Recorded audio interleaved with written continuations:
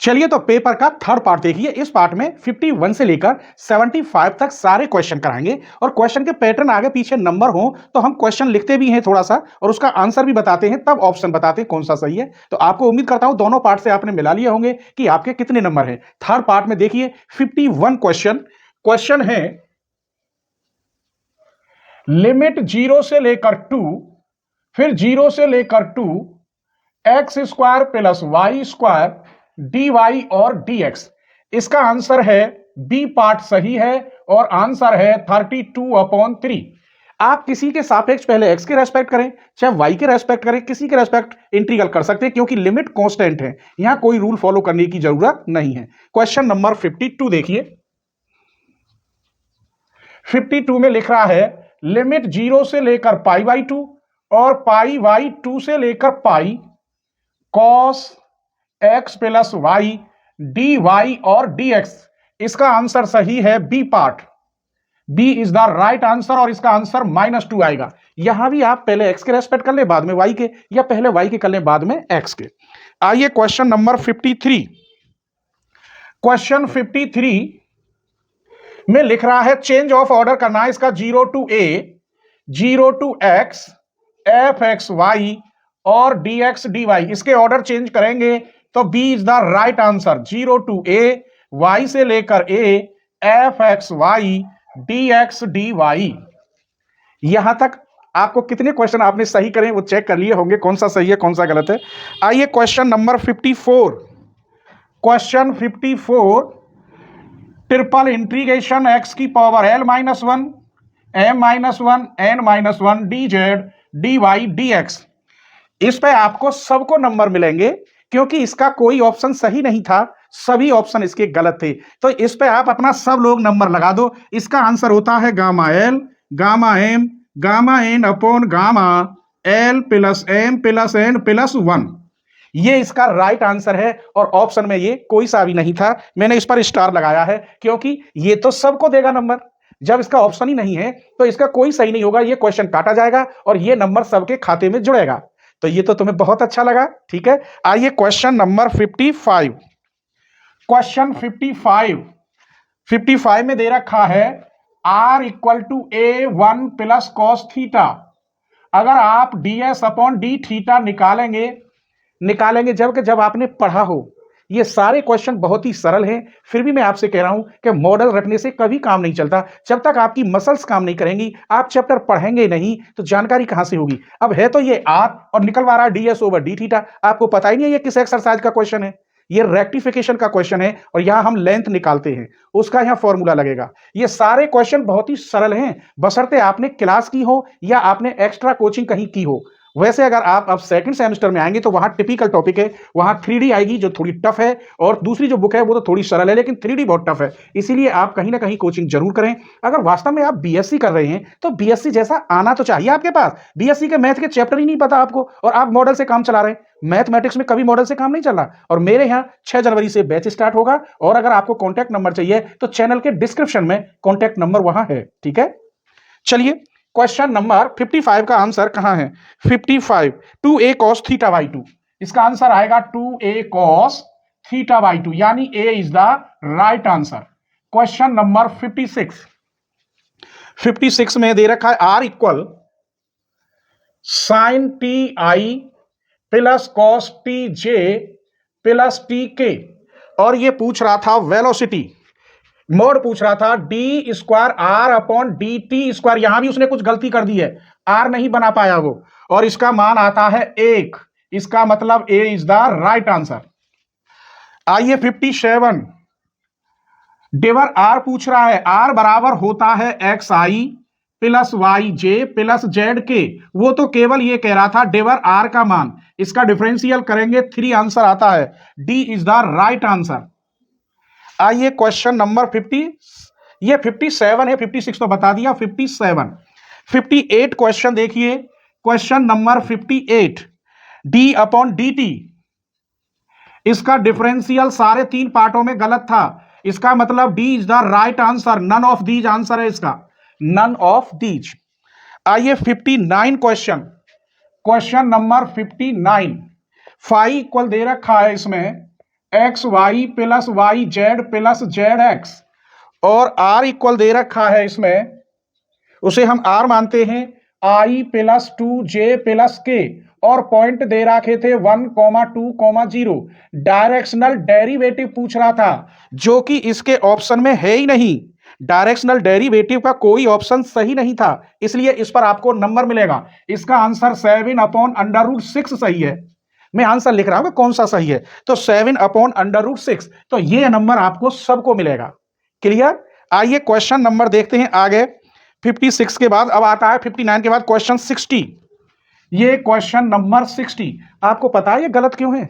कि जिसने भी ये पेपर बनाया है ना, मैं कुछ कह नहीं सकता, उसने मॉडल पेपर उठाया है, और मॉडल में तो अक्सर सब मिस्टेक होती है। मॉडल के ही ऑप्शन वाले चुन के रख दिए। क्या वो डिरिचलेट इंटीग्रल नहीं जानता? जिसने पेपर बनाया था, तो क्या वो ये नहीं जानता इसका ये ऑप्शन सही है? चारों गलत है, इसका भी गलत है, ये भी निकालना जानता है, लेकिन मेहनत नहीं कर सकते। मॉडल पेपर लाए और पेपर बना के भेज दिया यूनिवर्सिटी। बुक से पेपर नहीं बनाया। बुक से पेपर बनाते तो बुक में मिस्टेक नहीं मिलती है, ना के बराबर मिलती है, लेकिन पेपर बनाने से भी पहले पेपर हमें पहले सॉल्व करना होता है। जिस क्वेश्चन को हम पेपर में रख रहे हैं, कितने बच्चों के पास जाएगा और उस क्वेश्चन में मिस्टेक निकले, तो वो बात अच्छी नहीं है। ठीक है, तो ये नंबर आपको मिलेगा, ये कोई ऑप्शन में है ही नहीं। 60 क्वेश्चन भी आप देखिए, ऐसा ही ये क्वेश्चन है। 60 क्वेश्चन में क्या है, 60 कहां गया, 60 ये रहा। आर इक्वल दे रखा है a t² plus 2a_t_j। Velocity पूछ रहा है, इसकी वेलोसिटी सब जानते हैं निकालना, dr/dt। 1 सेकंड का क्वेश्चन है, 2a_t_i, t का 1, 2a_j, ये वेलोसिटी होती है। और ये t बराबर वैल्यू दे रखी थी इसने, t बराबर इसमें कहां लिखा है 60, t बराबर 1/2a, किस पे निकलवा रहा है, t बराबर 1/2a पर। यहां रखेंगे तो i बचेगा, और यहां बचा 2a_j, ये इसका आंसर है, और ऑप्शन में कोई है ही नहीं। अब बताइए मैं क्या करूं?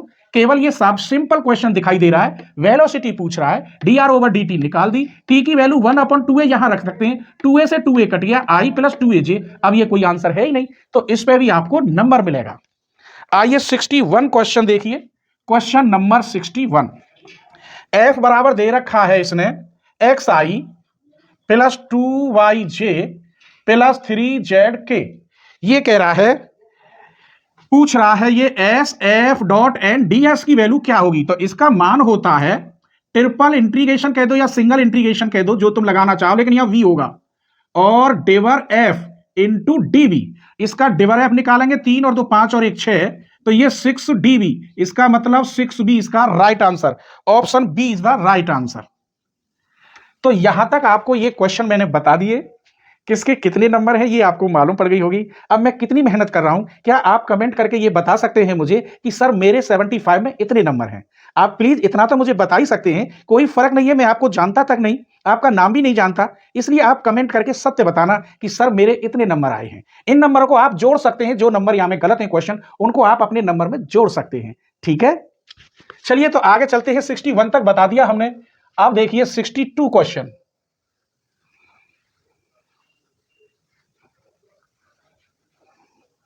आइए 62 कहां है, 62 क्वेश्चन। ये इंटीग्रेशन दे रखा है आर और डी आर। इस क्वेश्चन के अकॉर्डिंग ऑप्शन में आंसर कोई है ही नहीं, तो मैं कैसे, वहां में 1 2 3 ऐसे दे रखे हैं, और इस क्वेश्चन का 1 2 3 आएगा ही नहीं। आर बराबर होता है एक्स आई प्लस वाई जे प्लस जेड, के मैं सॉल्व करके दिखा रहा हूं। आर बराबर होता है एक्स आई प्लस वाई जे प्लस जेड के, और डी आर करते हैं तो ये हो गया d x i d y j d z k. इन दोनों की गुणा करोगे आर डॉट डी आर, तो यहां x d x, y d y, z d z. यहां आप इंटीग्रेशन लगाओगे तो यहां को इंटीग्रेशन तुम सब जानते हो, इसका x²/2, y²/2, z²/2, ये आ गया, प्लस जोड़ो तो कांस्टेंट। ऐसा कोई कुछ नहीं था ना, आगे ऊपर नीचे कोई आर की वैल्यू थी जिससे मैं इसका आंसर बताता, तो ये भी क्वेश्चन आंसर में नहीं है। क्लियर? आगे चलिए, question number 63। Question 63, F dot N D S equal to दे रखा है डेल एफ डॉट डीवी, और ये गॉस थ्योरम होती है। इसका मतलब B is the right answer. Question number 64 देखिए, 64। ये डेल क्या कह रहा है? डेल इज सोलेनाइडल है, तो डिवर, और यहां डेल निकाले तो 100% क्या होता है? 0। ये डेल उसने तुम्हें थोड़ा चक्कर में डालने के लिए कह दिया है, वैसे मैंने बताया है और होता भी है। यहां एफ होता है, अगर एफ इज सोलेनाइडल है तो डिवर एफ का मान 100% 0 होता है। तो यहां डेल लिख दिया है, तो ये तो उसका फर्ज है, वो कुछ भी चेंज कर सकता है। तो इसका मतलब इसमें कौन सा आंसर सही है? D is the right answer. Question number 65 देखिए। 65 में आर इक्वल दे रखा है एक्स आई प्लस वाई जे प्लस 3k। अगर आप कर्ल आर निकालोगे, कर्ल आर ही पूछ रहा है, तो 100% 0 आता है। इसका मतलब D is the right answer, curl r इसका 0 होगा। आगे चलिए 66 क्वेश्चन। क्वेश्चन 66 ये कह रहा है डेल आर की पावर n का मान A is the right answer N R की power n-2 into position vector R. Clear? ये सारे क्वेश्चन जितने स्टूडेंट मेरे पास पढ़े थे वो देख भी रहे होंगे, ऐसा एक भी क्वेश्चन नहीं आया जो मैंने आपको नहीं बताया हो। हां, बताया वो नहीं था जो जैसे ये क्वेश्चन है ये गलत है, ये कहां से बता देता मैं?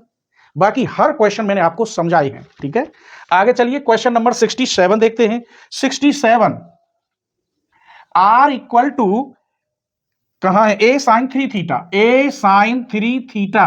वो लूप पूछ रहा है। जब यहां ऑड होते हैं तो जितने नंबर होते हैं उतनी ही लूप होती है।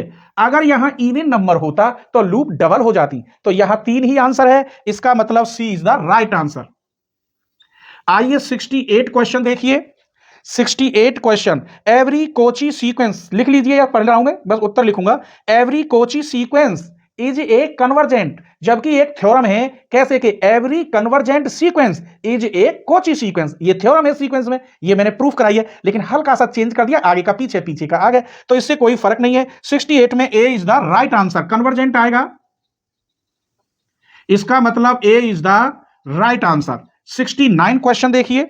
69 ये तो मैंने कितनी बार बताया है, हर बच्चे को रटा हुआ होगा। Limit x tends to infinity 1 + 1 upon x की पावर एक्स, इसका आंसर ई होता है।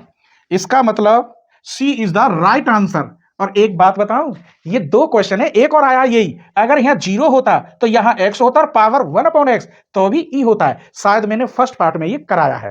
तो यही क्वेश्चन 2 नंबर दे रहा नहीं दे रहा आपको। आगे चलिए क्वेश्चन नंबर 70 देखिए। क्वेश्चन 70 ये कॉर्डियोड दे रखा है r इक्वल ए 1 + cos थीटा। इसकी लेंथ सबको रटाई थी 8a होती है। कॉर्डियोड की लेंथ कितनी होती है? 8a।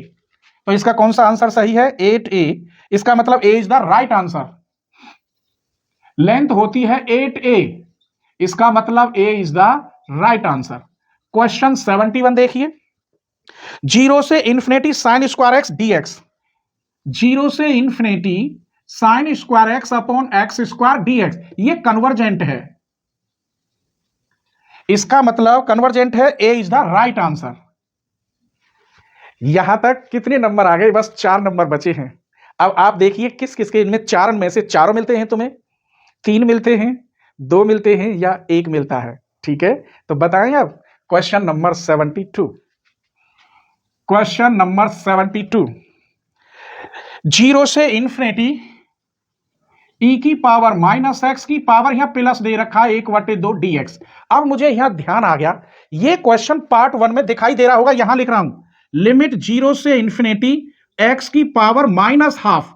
इस क्वेश्चन को मैंने वहां शायद गलत आंसर बताया है, मैं हल करके बताऊंगा क्योंकि मैंने डायरेक्ट ही वहां आंसर बोल दिया होगा, सॉल्व करके दिखाऊंगा।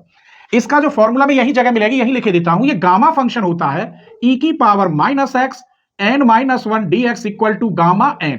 यहां से इसकी पहले कंपेयर करेंगे तो n-1 इक्वल 1/2, n बराबर ये इधर गया तो 3/2, इसका मतलब इसका आंसर हो गया गामा 3/2। और गामा 3/2 को आप खोलोगे 1/2 अंडर रूट पाई अपॉन 2, इसका सही है, इसका अंडर रूट पाई अपॉन 2, इसका मतलब 72 का A is the right answer.